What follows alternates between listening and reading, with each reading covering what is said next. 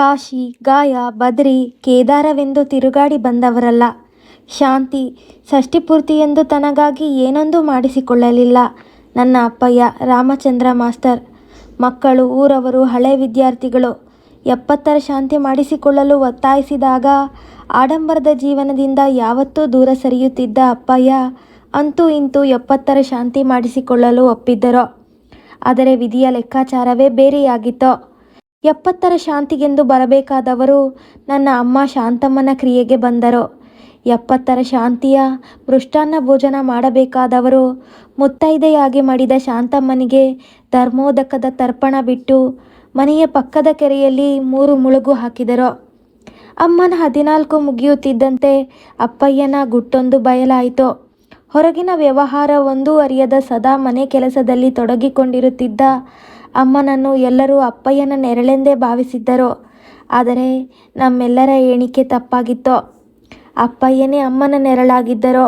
ಶಾಂತ, ಗಂಟಲು ಒಣಗಿ ಬರ್ತಾ ಇದೆ, 1 ಲೋಟ ಕಾಫಿ ಅರ್ಜೆಂಟ್. ಶಾಂತ, ಇವತ್ತಿನ ಮದುವೆಯ ಕಾಗದವನ್ನು ಎಲ್ಲಿ ಇಟ್ಟಿದ್ದಿ? ಮುಹೂರ್ತ ಎಷ್ಟೊತ್ತಿಗೆ? ಶಾಂತ, ಬಾರೆ ಇಲ್ಲಿ. ನನ್ನ ಒಂದೇ ಚಪ್ಪಲಿ ಇದೆಯಲ್ಲೇ, ಇನ್ನೊಂದೆಲ್ಲಿ? ನಾಯಿ ಕಚ್ಕೊಂಡು ಹೋಯ್ತಾ ಹೇಗೆ ಎನ್ನುತ್ತಾ ಮನೆಯಲ್ಲಿ ದಷ್ಟು ಹೊತ್ತು ಅಪ್ಪಯ್ಯ ಸದಾ ಶಾಂತ ಶಾಂತ ಎನ್ನುತ್ತಿದ್ದ ಗತ್ತಿನ ಅಪ್ಪಯ್ಯನಿಗೀಗ ದಿಕ್ಕು ತೋಚದೆ ಮೂಲೆ ಹಿಡಿದು ಬಿಟ್ಟರು. ಆಡಿದ ಮಾತಿಗೆಲ್ಲ ಹ್ಞೂ ಹ್ಞೂ ಹ್ಞೂ ಅಷ್ಟೇ. ತನಗಾಗಿಯಾದರೂ 1 ಲೋಟ ಕಾಫಿ ಮಾಡಿಕೊಳ್ಳಲು ಬಾರದ ಅಪ್ಪಯ್ಯನನ್ನು ನಾವು 4 ಜನ ಮಕ್ಕಳು ಸರದಿಯಂತೆ ನೋಡಿಕೊಳ್ಳುವುದೆಂದು ಅಣ್ಣಂದಿರು ತೀರ್ಮಾನ ತೆಗೆದುಕೊಂಡಾಗ ಅಪ್ಪಯ್ಯನ ತಕರಾರು ಶುರುವಾಯಿತು.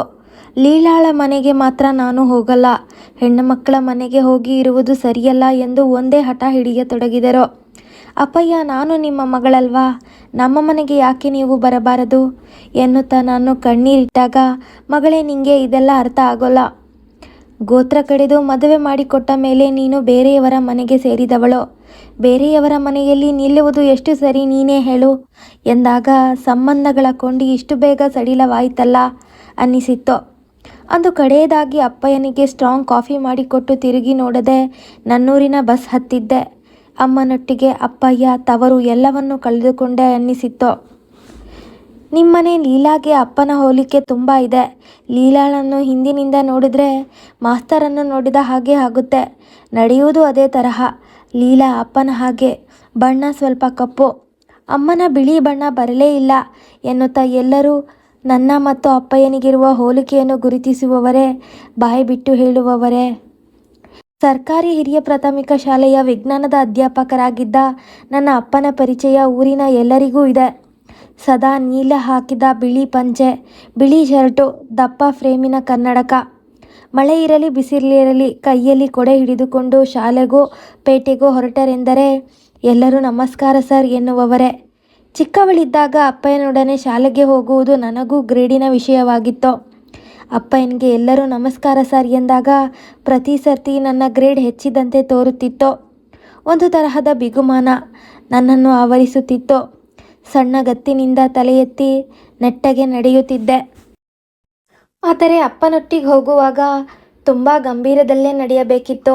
ಅಲ್ಲಿ ಇಲ್ಲಿ ಬಿದ್ದ ಮಾವಿನಕಾಯನ್ನೋ ಬುಗುರಿ ಹಣ್ಣನ್ನೋ ಹುಣಸೆ ಕಾಯನ್ನೋ ಹೆಕ್ಕುವ ಹಾಗಿರಲಿಲ್ಲ. ಇದು ನನ್ನನ್ನು ಹೆಚ್ಚಿನ ಸಲ ಅಪ್ಪಯ್ಯನನ್ನೊಡನೆ ಶಾಲೆಗೆ ಹೋಗುವುದನ್ನು ತಪ್ಪಿಸಿಕೊಳ್ಳುವಂತೆ ಮಾಡುತ್ತಿತ್ತು. 2 ಅಣ್ಣಂದಿರು ಮತ್ತು ಒಬ್ಬ ತಮ್ಮನ ಮಧ್ಯೆ ಹುಟ್ಟಿದ ಮಗಳು ನಾನು. ಮುದ್ದಿನ ಮಗಳು ಎನ್ನಲಾರೆ, ಮುದ್ದಿನ ಮಗಳಾಗಬೇಕಿತ್ತು. ಮದುವೆಯಾಗಿ ಬೇರೆ ಕುಟುಂಬಕ್ಕೆ ಸೇರುವ, ಬೇರೆಯೇ ಗೋತ್ರ ಸೇರಬೇಕಾದ ಮಗಳು ಮುದ್ದಿನ ಮಗಳಾಗಲಿಲ್ಲ. ತಮ್ಮ ಅಣ್ಣಂದಿರು ಆಟ ಆಡಿಕೊಂಡಿದ್ದರೆ ನಾನು ಅಮ್ಮನಿಗೆ ಅಡುಗೆ ಕೆಲಸದಲ್ಲಿ ಸಹಾಯ ಮಾಡಬೇಕಿತ್ತು. ಗಟ್ಟಿಯಾಗಿ ಮಾತನಾಡುವಂತಿಲ್ಲ, ಜಗಳವಾಡುವಂತಿಲ್ಲ. ನೀನು ಹೆಣ್ಣು ಹುಡುಗಿ, ಮದುವೆಯಾಗಿ ಗಂಡನ ಮನೆಗೆ ಹೋಗುವವಳು, ಎಲ್ಲರೊಟ್ಟಿಗೆ ಹೊಂದಿಕೊಂಡು ಹೋಗುವುದನ್ನು ಕಲಿಯಬೇಕು. ಇಲ್ಲದಿದ್ದರೆ ನಮಗೂ ನಿನ್ನೊಟ್ಟಿಗೆ ಕೆಟ್ಟ ಹೆಸರು. ಗಂಡು ಮಕ್ಕಳು ಏನು ಮಾಡಿದರೂ ಸರಿ ಎನ್ನುವ ಪಕ್ಷಪಾತ ಅಲ್ಲಿಂದಲೇ ಶುರುವಾಗಿತ್ತು. ಅಪ್ಪನೊಂದಿಗೆ ಮಾತನಾಡಿದ್ದೇ ಕಡಿಮೆ. ಹೆದರಿಕೆಯೋ ಗೌರವವೋ ಗೊತ್ತಿಲ್ಲ. ಅಮ್ಮನೊಂದಿಗೆ ಸಲುಗೆ ಇದ್ದರೂ ಸದಾ ಕೆಲಸದಲ್ಲಿ ತೊಡಗಿಕೊಂಡಿರುವ ಅಮ್ಮನಿಗೆ ಮಾತನಾಡಲು ಪುರುಸೊತ್ತು ಬೇಕಲ್ಲ. PUCಯಲ್ಲಿ 92% ಸಿಕ್ಕಿ ಬೆಂಗಳೂರಿನ ಕಾಲೇಜು ಒಂದರಲ್ಲಿ ಇಂಜಿನಿಯರಿಂಗಿಗೆ ಸೀಟು ಸಿಕ್ಕಾಗ ನಡೆದ ಘಟನೆಯೊಂದು ಮಾತ್ರ ಹೆಣ್ಣಾಗಿ ಹುಟ್ಟಿದ ನನ್ನನ್ನು ನಾನೇ ಅಳಿದುಕೊಳ್ಳುವಂತೆ ಮಾಡಿತ್ತು. ಕುರ್ಚಿಯಲ್ಲಿ ಕೂತು ಪುಸ್ತಕ ಓದುತ್ತಿದ್ದ ಅಪ್ಪಯ್ಯ, ಮಗಳೇ, ನಿನ್ನ ಅಣ್ಣಂದಿರಿಬ್ಬರು ಇನ್ನೂ ಓದುತ್ತಾ ಇದ್ದಾರೆ. ಕೆಲಸ ಸಿಗಲು ಇನ್ನೂ 2 ವರ್ಷವಾದರೂ ಬೇಕು. ನಿನ್ನ ತಮ್ಮನೂ ಇಂಜಿನಿಯರಿಂಗ್ ಓದಬೇಕು ಅಂತ ಇದ್ದಾನೆ. ನಿನ್ನನ್ನು ಬೆಂಗಳೂರಿನ ಹಾಸ್ಟೆಲ್ನಲ್ಲಿ ಬಿಟ್ಟು ಓದಿಸಲು ಖರ್ಚು ಬರಾಬ್ಬರಿ ಆಗುತ್ತೆ ಅಲ್ಲವಾ? ಎಲ್ಲ ನನ್ನಿಂದ ಪೂರೈಸಲು ಆಗುತ್ತಾ? ಎಲ್ಲದಕ್ಕೂ ಹಣವನ್ನು ಎಲ್ಲಿಂದ ತರಲಿ ಹೇಳು ಎಂದರು. ಅಪ್ಪಯ್ಯ, ಮೊದಲು 15,000 ಕಟ್ಟಿದರೆ ಸಾಕು, ಮತ್ತೆ ಬ್ಯಾಂಕ್ ಲೋನ್ ಕೊಡುತ್ತದೆ, ಬಡ್ಡಿಯೂ ಹೆಚ್ಚಿಲ್ಲ, ಕೆಲಸ ಸಿಕ್ಕಿ ತೀರಿಸಿದರೆ ಸಾಕು ಕಣ್ಣೊರೆಸುತ್ತಾ ಎಂದೆ. ಲೀಲಾ, ನೀನು ಜಾಸ್ತಿ ಓದಿದರೆ ನಿನಗೆ ಗಂಡು ಹುಡುಕುವುದು ಕಷ್ಟ. ಹೆಣ್ಣು ಮಕ್ಕಳು ಸಾಲ ಮಾಡುವುದು ಸರಿಯಲ್ಲ ನೋಡು. ನಿನ್ನನ್ನು ಸುಮ್ಮನೆ ಮದುವೆ ಮಾಡಿಕೊಡಲು ಆಗುತ್ತಾ? ಸ್ವಲ್ಪ ಆದರೂ ಚಿನ್ನ ಮಾಡಿಸಬೇಕು, ಬೆಳ್ಳಿ ಸಾಮಾನು ಕೂಡ ಕೊಡಬೇಕು ಅಲ್ವಾ ಎಂದಳು ಅಮ್ಮ. ಅಲ್ಲಿಗೆ ನನ್ನ ಇಂಜಿನಿಯರಿಂಗ್ ಲೀಲಾ ಆಗುವ ಕನಸು ಕನಸಾಗಿಯೇ ಉಳಿಯಿತು. ಡಿಗ್ರಿ ಮುಗಿಯುತ್ತಿದ್ದಂತೆ ಗೋಧಿ ಬಣ್ಣ ಸಾಧಾರಣ ಮೈಕಟ್ಟಿನ ನನ್ನ ವಿವಾಹ ನನ್ನನ್ನು ಕೇಳದೆ ಬ್ಯಾಂಕಿನಲ್ಲಿರುವ ರವಿರಾಜನೊಡನೆ ನಡೆಯಿತು. 5-6 ವರ್ಷಗಳಲ್ಲಿ 2 ಹೆಣ್ಣು ಮಕ್ಕಳು ಹುಟ್ಟಿದವು. ಅಮ್ಮ ತೀರಿದ 1-2 ತಿಂಗಳಲ್ಲಿ ನೋಡಿಕೊಳ್ಳುವವರಿಲ್ಲವೆಂದು ಊರಿನಲ್ಲಿದ್ದ ಮನೆಯನ್ನು ಮಾರಿದರು. ಮಗಳ ಮನೆಗೆ ಬರಲೊಪ್ಪದ 70 ವರ್ಷದ ಅಪ್ಪಯ್ಯನ ಯಾತ್ರೆ ಗಂಡು ಮಕ್ಕಳ ಮನೆಯತ್ತ ಸಾಗಿತು. ಅಪ್ಪಯ್ಯ ದೊಡ್ಡಣ್ಣನ ಮನೆಯಲ್ಲಿಯೇ ಇದ್ದರು. ಅಮ್ಮನ ಮಾಸಿಕಕ್ಕೆ ದೊಡ್ಡಣ್ಣನ ಮನೆಗೆ ಹೋದೆ. ದೊಡ್ಡಣ್ಣ ಸಿವಿಲ್ ಇಂಜಿನಿಯರಿಂಗ್ ಮುಗಿಸಿ ಕಾಂಟ್ರಾಕ್ಟರ್ ಕೆಲಸ ಹಿಡಿದಿದ್ದ. ಮದುವೆಯಾಗಿ 2 ಮಕ್ಕಳಿದ್ದರೂ ಸಂಪಾದನೆ ಜೋರಾಗಿರಬೇಕು. ಕೋಟಿಗಟ್ಟಲೆ ಬೆಲೆಯ ಮನೆಯನ್ನು ಕಟ್ಟಿಸಿದ್ದ. ಮನೆಯಲ್ಲಿ ಎಲ್ಲ ಅನುಕೂಲಗಳೂ ಇದ್ದವು. ಅತ್ತಿಗೆ ಮಹಿಳಾ ಮಂಡಳಿ, ಕಿಟ್ಟಿ ಪಾರ್ಟಿ, ಸಮಾಜ ಸೇವೆ, ಭಜನೆ ಎಂದು ಸಾಕಷ್ಟು ಬ್ಯುಸಿಯಾಗಿರುತ್ತಿದ್ದರು. ನಾನು ಅಣ್ಣಯ್ಯನ ಮನೆಗೆ ಹೋದಾಗ ಅಪ್ಪಯ್ಯ ದೊಡ್ಡ ಹಾಲಿನ ದೊಡ್ಡ ಸೋಫಾದಲ್ಲಿ ಕುಳಿತಿದ್ದರು. ಸ್ವಲ್ಪ ಸಣ್ಣವಾದಂತೆ ಕಾಣುತ್ತಿದ್ದರು. ಮುಖದಲ್ಲಿ ಎಂದಿನ ಮುಗುಳ್ನಗುವಿರಲಿಲ್ಲ. ಅಡುಗೆ ಮನೆಯಲ್ಲಿ ಉದ್ದಿನ ಬೇಳೆ ಅಕ್ಕಿಯನ್ನು ಗ್ರೈಂಡರ್ಗೆ ಅರೆಯಲು ಹಾಕುತ್ತಿದ್ದ ಅತ್ತಿಗೆ ನನ್ನನ್ನು ನೋಡುತ್ತಿದ್ದಂತೆ, ಮಾರಾಯ್ತಿ, 2 ತಿಂಗಳಿಗೆ ಸಾಕಾಗಿ ಹೋಯ್ತು ನಿನ್ನ ಅಪ್ಪಯ್ಯನದು. ತರಕಾರಿ ಅದು ಆಗೋಲ್ಲ, ಇದು ಆಗೋಲ್ಲ, ಎಲ್ಲದೂ ಟೈಮಿನ ಸರಿಯಾಗಿಯೇ ಆಗಬೇಕು. ಎಲ್ಲಿಗಾದರೂ ಬನ್ನಿ ಅಂದರೂ ಬರೋಲ್ಲ. ಎಲ್ಲಿಗಾದರೂ ಹೋಗುವುದಿದ್ದರೆ ಎಲ್ಲ ಮಾಡಿಟ್ಟು ಹೋಗಬೇಕು. ಅಷ್ಟಾದರೂ ಒಳ್ಳೆಯ ಮಾತಿಲ್ಲ. ಅಲ್ಲಿ ಇದ್ದಷ್ಟು ಹೊತ್ತು ಅತ್ತಿಗೆ ಅಪ್ಪಯ್ಯನನ್ನು ದೂರುತ್ತಿದ್ದರು. ನನಗೂ ಅಪ್ಪಯ್ಯನ ಮೇಲೆ ಸಣ್ಣ ಪುಟ್ಟ ದೂರುಗಳಿದ್ದರೂ ಸ್ವಂತ ಅಪ್ಪಯ್ಯನ ಬಗ್ಗೆ ಅತ್ತಿಗೆಯಿಂದ ದೂರನ್ನು ಕೇಳಲಾಗಲಿಲ್ಲ. ಅತ್ತಿಗೆ ಇಲ್ಲದ ಸಮಯ ನೋಡಿ ಅಪ್ಪಯ್ಯನೆಂದರು, ಲೀಲಾ, ಇಲ್ಲಿ ಸಮಯ ಹೋಗುವುದಿಲ್ಲ ನೋಡು. ಸೊಸೆ ದೇವರಿಗೆ ದೀಪ ಹಚ್ಚಲು ಬಿಡುವುದಿಲ್ಲ. ನಾನು ಎಲ್ಲ ಕಡೆ ಎಣ್ಣೆ ಮಾಡ್ತೀನಂತೆ. ಈ ಮುದುಕನಿಗೆ ಟೈಮಿಗೆ ಸರಿಯಾಗಿ 1 ಹಿಡಿ ಅನ್ನ ಮೊಸರು ಸಾಕು. ಅದು ಸಿಕ್ಕೋಲ್ಲ. ಅನ್ನ ಗಟ್ಟಿ, ಸಾರು ಪಲ್ಯ ಎಲ್ಲ ಬಹಳ ಖಾರ. ನೀನಮ್ಮ ಮಾಡಿದ ಹಾಗೆ ಯಾವುದೂ ಆಗೋಲ್ಲ ಎನ್ನುತ್ತಾ ಅಪ್ಪಯ್ಯನಿಂದಲೂ ದೂರುಗಳ ಸರಮಾಲೆ ಬಂದವು. ನಿನ್ನ ಮಕ್ಕಳೆಲ್ಲ ಏನು ಮಾಡ್ತಾ ಇದ್ದಾರೆ? ನಿಂಗೆ 2 ಹೆಣ್ಣು ಮಕ್ಕಳು ಅಲ್ಲವಾ? ಮದುವೆ ಮಾಡಿ ಕೊಡಬೇಕು. ನಿನಗೆ ಮುಂದೆ ಖರ್ಚು ಸಾಕಷ್ಟು ಇದೆ. ನಿನಗೆ 1 ಗಂಡು ಮಗ ಇದ್ದಿದ್ದರೆ ಸರಿ ಆಗುತ್ತಿತ್ತು. ಸತ್ತ ಮೇಲೆ ಶ್ರಾದ್ದ ಮಾಡಲಾದರೂ ಬೇಕಾಗುತ್ತೆ ನೋಡು. ಈ ಗಂಡು ಮಕ್ಕಳ ಬಗೆಗಿನ ಪಕ್ಷಪಾತದ ಮಾತು ಮಾತ್ರ ಕೇಳಲು ನನ್ನಿಂದಾಗದು. ಅಪ್ಪಯ್ಯ, ನಾನಂತೂ ನನ್ನ ಹೆಣ್ಣು ಮಕ್ಕಳನ್ನು ತುಂಬ ಓದಿಸುವವಳು. ಏನೇನು ಓದುತ್ತೀನಿ ಅಂತಾರೋ ಅದನ್ನೆಲ್ಲ ಓದಿಸುತ್ತೇನೆ. ಇನ್ನು ಸತ್ತ ಮೇಲೆ ಕಂಡವರಾರು? ಶ್ರಾದ್ದವ ಮತ್ತೇನಾ ಎಂದು. ಅಣ್ಣನ ಮನೆಯಲ್ಲಿ 1 ವಾರವಿದ್ದು ಅಪ್ಪಯ್ಯನಿಗೆ ಸಮಯಕ್ಕೆ ಸರಿಯಾಗಿ ಅಡುಗೆ ಮಾಡಿ ಹಾಕಿ ನನ್ನೂರಿಗೆ ಹೊರಟೆ. ನಾ ಹೊರಟಾಗ ಅಪ್ಪಯ್ಯನ ಕಣ್ಣಿನಲ್ಲಿ ತೆಳುವಾದ ಕಣ್ಣೀರನ್ನು ಕಂಡೆ. ಸರದಿಯ ಪ್ರಕಾರ 2ನೆಯ ಅಣ್ಣನ ಮನೆಯಲ್ಲಿದ್ದ ಅಪ್ಪಯ್ಯನನ್ನು ನೋಡಲು ಗೌರಿ ಹಬ್ಬದ ಸಮಯಕ್ಕೆ ಹೊರಟೆ. 2ನೆಯ ಅಣ್ಣ CA ಓದಿ ಸ್ವಂತ ಆಫೀಸ್ ಇಟ್ಟಿದ್ದ. ಮನೆಯು ಸಾಕಷ್ಟು ದೊಡ್ಡದಾಗಿ ಕಟ್ಟಿಸಿದ್ದ. ಅಪ್ಪಯ್ಯ ಶಾಲೆಯ ಮಾಸ್ತರಾಗಿದ್ದರೂ ಮಕ್ಕಳೆಲ್ಲ ಹುಷಾರು. ಎಲ್ಲರೂ ಕಲಿತು ಮುಂದೆ ಬಂದವರೇ. ನನಗೂ ಅದನ್ನು ಹೇಳಿಕೊಳ್ಳಲು ಹೆಮ್ಮೆ. 2ನೆಯ ಅಣ್ಣ MLAಯ ಹತ್ತಿರದ ಸಂಬಂಧಿಯೊಬ್ಬಳನ್ನು ಪ್ರೀತಿಸಿ ಮದುವೆಯಾಗಿದ್ದ. ಮನೆಯು ಸಾಕಷ್ಟು ದೊಡ್ಡದಾಗಿಯೇ ಕಟ್ಟಿಸಿದ್ದ. ಮನೆಯಲ್ಲಿ ಅಪ್ಪನಿಯನಿಗಿರುವ ಕೋಣೆಯಲ್ಲಿಯೇ ಪ್ರತ್ಯೇಕ TV ಇತ್ತು. ಆದರೆ ಮನೆ ತುಂಬ ಅತ್ತಿಗೆಯ ಸಂಬಂಧಿಕರೇ ತುಂಬಿರುತ್ತಿದ್ದರು. ಯಾವತ್ತೂ ಗೌಜು ಗಲಾಟೆ ಮನೆಯಲ್ಲಿ ನೌಕರರ ಹಿಂಡೇ ಇರುತ್ತಿತ್ತು. ಆದರೂ ಯಾರಿಗೂ ಪುರಿಸೋತಿಲ್ಲ. ನನ್ನನ್ನು ನೋಡುತ್ತಿದ್ದಂತೆಯೇ ಅಪ್ಪಯ್ಯನ ಮುಖ ಊರಗಲವಾಯಿತು. ಇಲ್ಲಂತೂ ನನಗೆ ಜೈಲು. ಸದಾ ಕೋಣೆಯಲ್ಲೇ ಇರಬೇಕು. ಹೊರಗಡೆ ಯಾರ್ಯಾರೋ ಬಂದು ಹೋಗ್ತಾರೆ. ಯಾರೊಬ್ಬರ ಪರಿಚಯವೂ ನನಗಿಲ್ಲ. ಪರಿಚಯ ಮಾಡಿಕೊಳ್ಳಲು ಅವರಿಗೂ ಪುರಿಸೋತಿಲ್ಲ. ಸಮಯಕ್ಕೆ ಸರಿಯಾಗಿ ಊಟ, ಕಾಫಿ ಕೆಲಸದ ಆಳು ತರುತ್ತಾನೆ. ನನ್ನೊಡನೆ ಮಾತನಾಡುವವರು ಮಾತ್ರ ಯಾರೂ ಇಲ್ಲ. ಸುಮ್ಮನಿರಿ ಅಪ್ಪಯ್ಯ, ಇಲ್ಲಿ ಎಲ್ಲರೂ ಬ್ಯುಸಿ. ನಿಮಗೆ ಏನು ಮಾತಾಡಬೇಕೋ ಹೇಳಿ, ಈಗ ಮಾತಾಡಿ, ನಾನು ಹೇಳುತ್ತೇನೆ. ಮಗಳೇ, ಆನೆಗುಡ್ಡೆ ದೇವಸ್ಥಾನಕ್ಕೆ ಹೋಗಬೇಕಂತ ಅನ್ನಿಸುತ್ತೆ. ಕ್ಯಾಲೆಂಡರೂ ಇಲ್ಲ ಇಲ್ಲಿ. ಕೋಟೇಶ್ವರ ಜಾತ್ರೆ ಯಾವಾಗ ಬರುತ್ತೆ ಹೇಳು? ಒಂದು ಸರ್ತಿ ಎಲ್ಲ ದೇವಸ್ಥಾನಗಳಿಗೆ ನನ್ನನ್ನು ಕರೆದುಕೊಂಡು ಹೋಗು ಮಾರಾಯ್ತಿ. ಇಲ್ಲಿ ಬಹಳ ಬೇಜಾರು ನನಗೆ. ಕೈಕಾಲು ಕಟ್ಟಿ ಹಾಕಿದ ಹಾಗೆ ಆಗಿದೆ ಎಂದು ಬಡಬಡಿಸಿದರು ಅಪ್ಪಯ್ಯ. ಅಪ್ಪಯ್ಯ, ನೀವು ನನ್ನ ಮನೆಗೆ ಬನ್ನಿ. ನಾನು ನಿಮ್ಮನ್ನು ಎಲ್ಲಿಗೆ ಬೇಕೋ ಕರೆದುಕೊಂಡು ಹೋಗುತ್ತೇನೆ. ನಿಮಗೆ ಏನು ಬೇಕೋ ಅದೆಲ್ಲ ನಾನು ಮಾಡಿಕೊಡುತ್ತೇನೆ. ನನ್ನ ಮನೆ ಮಾತ್ರ ಸಣ್ಣದು. ಅದಕ್ಕೆ ತಂದೆ, ಅದು ಮಾತ್ರ ಆಗದ ಕೆಲಸ. ಹೆಣ್ಣು ಮಕ್ಕಳ ಮನೆಯಲ್ಲಿ ಅಪ್ಪಯ್ಯ ಇರುವುದು ಸರಿಯಲ್ಲ ನೋಡು. ಕೊಟ್ಟ ಹೆಣ್ಣು ಕೊಲಕ್ಕೆ ಹೊರಗೆ ಎಂಬ ಗಾದೆ ನೀನು ಕೇಳಿಲ್ವಾ? ಅಲ್ಲ, ನಿನಗೆ 2 ಹೆಣ್ಣು ಮಕ್ಕಳು. ನೀನು ಏನು ಮಾಡ್ತಿ? ಅಪ್ಪಯ್ಯ ಇನ್ನೂ ನಿಮ್ಮ ಹಳೆಯ ವರಸೆಯನ್ನು ಬಿಟ್ಟಿಲ್ಲ ಅನ್ನಿಸುತ್ತೋ?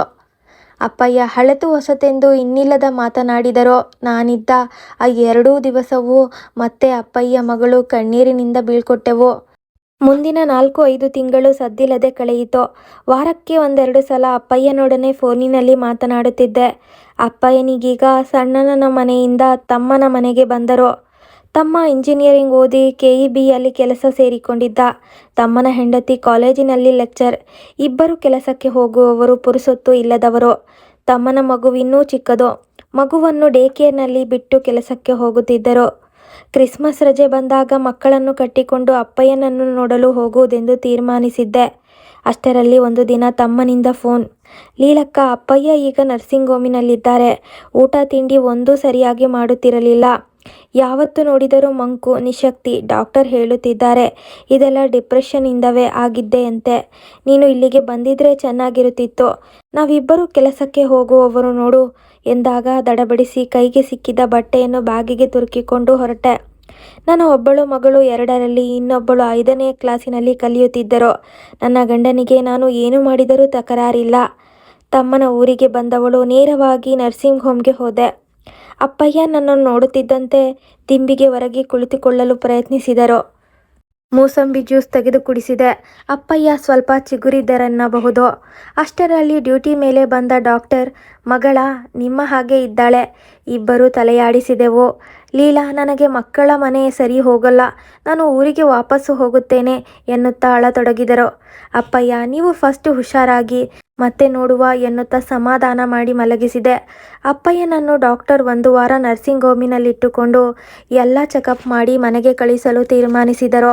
ನರ್ಸಿಂಗ್ ಹೋಮಿನಲ್ಲಿದ್ದ ಆ 1 ವಾರ ಅಕ್ಷರಶಃ ನಾನು ಅಪ್ಪನ ಮಗಳಾಗಿದ್ದೆ. ಅಪ್ಪಯ್ಯನ ಎಲ್ಲ ಚಾಕರಿಯನ್ನು ಮಾಡಿದೆ. ಅಪ್ಪಯ್ಯನಿಗೆ ನಾನು, ನನಗೆ ಅಪ್ಪಯ್ಯನಾಗಿದ್ದರು. ನನ್ನ ಮಕ್ಕಳಂತೂ ಗಂಡ ನೋಡಿಕೊಳ್ಳುತ್ತಿರುವಾಗ ನಾನು ಗಂಡ ಮಕ್ಕಳನ್ನು ಮರೆತು ಕೇವಲ ಅಪ್ಪಯ್ಯನ ಮಗಳಾದೆ. ಬೆಳಿಗ್ಗೆ ಇಬ್ಬರು ಸೇರಿ ನರ್ಸಿಂಗ್ ಹೋಮಿನಲ್ಲೇ ವಿಷ್ಣು ಸಹಸ್ರನಾಮ ಹೇಳಿದವು. ಸಾಯಂಕಾಲವಾಗುತ್ತಿದ್ದಂತೆ ನರ್ಸಿಂಗ್ ಹೋಮಿನ ಕ್ಯಾಂಟೀನಿನಿಂದ ಖಾರಾಬಾತ್, ದೋಸೆ, ವಡೆ ಹೀಗೆ ದಿನಕ್ಕೊಂದು ತಿಂಡಿ ತರಿಸಿಕೊಂಡು ತಿಂದು ನರ್ಸಿಂಗ್ ಹೋಮಿನ ಸುತ್ತ ವಾಕಿಂಗ್ ಹೋದೆವು. ಅಪ್ಪಯ್ಯ 20 ವರ್ಷದ ಯುವಕನಂತೆ ವರ್ತಿಸಿದರೆ ನಾನು 4ನೇ ಕ್ಲಾಸಿನ ಹುಡುಗಿಯಾಗಿದ್ದೆ. ಅಪ್ಪಯ್ಯನ ಕೈ ಹಿಡಿದು ನಡೆಸಿದೆ. ಕೈ ಹಿಡಿದುಕೊಂಡು ನಡೆದೆ. ಅಪ್ಪಯ್ಯ ಮಾತನಾಡಿದ್ದೇ ಮಾತನಾಡಿದ್ದು. ಅವರ ಮದುವೆಯ ಮೊದಲಿನ ಪ್ರೇಮ ಕತೆ. ವಿಜ್ಞಾನದಲ್ಲಿ ದಡ್ಡಿಯಾಗಿದ್ದ ಹೆಡ್ ಮಾಸ್ಟರ್ ಮಗಳನ್ನು ಜಾಸ್ತಿ ಮಾರ್ಕ್ಸ್ ಕೊಟ್ಟು ಪಾಸ್ ಮಾಡಿದ್ದು. ಅಮ್ಮನಿಗೆ ಗೊತ್ತಾಗದ ಹಾಗೆ ಹೋಟೆಲಿನಲ್ಲಿ ತಿಂದದ್ದು. ಎಲ್ಲ ವಿಷಯಗಳು ಅಪ್ಪನ ಬಾಯಿಯಿಂದ ಹೊರಬಿತ್ತು. ಮನಸ್ಸು ಬಿಚ್ಚು 2 ಮಾತನಾಡಲಾದರೂ ಹೆಣ್ಣು ಮಕ್ಕಳು ಬೇಕು.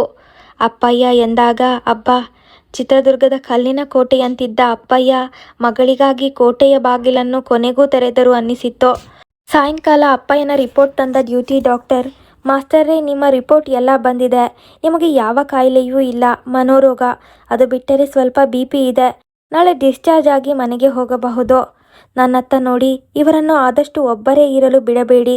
ಮಾತನಾಡಿಸುತ್ತಾ ಇರಿ, ಇಲ್ಲದಿದ್ದರೆ ಪುನಃ ಡಿಪ್ರೆಷನ್ಗೆ ಒಳಗಾಗುತ್ತಾರೆ ಎನ್ನುತ್ತಾ ಡಾಕ್ಟರ್ ವಾಪಸ್ ಹೊರಟರು. ಅಪ್ಪಯ್ಯ ಡಾಕ್ಟರರ ಮಾತು ಕೇಳುತ್ತಿದ್ದಂತೆ ಕುಸಿದರು. ಲೀಲಾ, ನಾನು ಮಕ್ಕಳ ಮನೆಗೆ ಮಾತ್ರ ಹೋಗೋದಿಲ್ಲ. ಒಂದು ಹೊತ್ತಿನ ಊಟ ಇಲ್ಲದಿದ್ದರೂ ಅಡ್ಡಿಯಿಲ್ಲ. ಸ್ವಾತಂತ್ರ್ಯ ಬೇಕು ನೋಡು. ನನ್ನನ್ನು ನನ್ನೂರಿಗೆ ವಾಪಸ್ಸು ಬಿಟ್ಟು ಬಿಡು. ದೇವರ ಪೂಜೆ ಮಾಡಿಕೊಂಡು ಅಲ್ಲೇ ಇರುತ್ತೇನೆ ಎನ್ನುತ್ತಾ ಬಿಕ್ಕಿ ಬಿಕ್ಕಿ ಅಳತೊಡಗಿದರು. ಅಪ್ಪಯ್ಯ, ಊರಿನಲ್ಲಿ ಈಗ ಮನೆ ಇಲ್ಲ. ಮನೆ ಮಾರಿ ವರ್ಷ ಕಳೆದಾಯಿತು. ಮನೆ ಇಲ್ಲದಿದ್ದರೂ ನಿಮಗೆ ಒಬ್ಬರೇ ಇರಲು ಆಗುತ್ತಿರಲಿಲ್ಲ.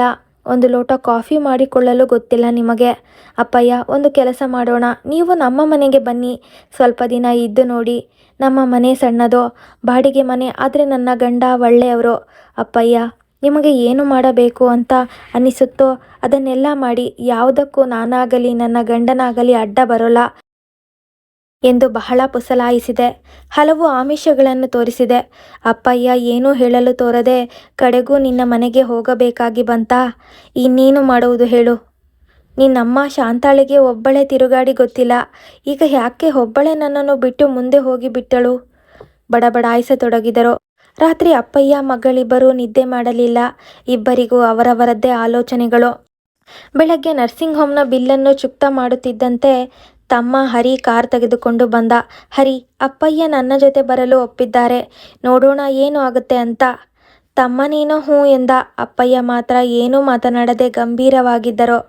ಹಿಂದಿನ ದಿನ ಅಷ್ಟೊಂದು ಮಾತನಾಡಿದ್ದ ಅಪ್ಪಯ್ಯ 150 ಕಿಲೋಮೀಟರ್ ದೂರದ ನನ್ನ ಮನೆಯ ದಾರಿಯಲ್ಲಿ ಹಾಂ ಹ್ಞೂ ಬಿಟ್ಟರೆ ಹೆಚ್ಚು ಮಾತಿಲ್ಲ. ಮತ್ತೆ ಕಣ್ಣು ಮುಚ್ಚಿ ಸುಸ್ತಾದವರಂತೆ ಕೂತರು. ನನ್ನ ಮಕ್ಕಳಿಬ್ಬರು ಅಜ್ಜ ಬರುವುದನ್ನು ತಿಳಿದು ಖುಷಿಯೋ ಖುಷಿ. ಇದೇ ಮೊದಲ ಬಾರಿಗೆ ಅಪ್ಪಯ್ಯ ಬರುತ್ತಿರುವುದು ಮಗಳ ಮನೆಗೆ.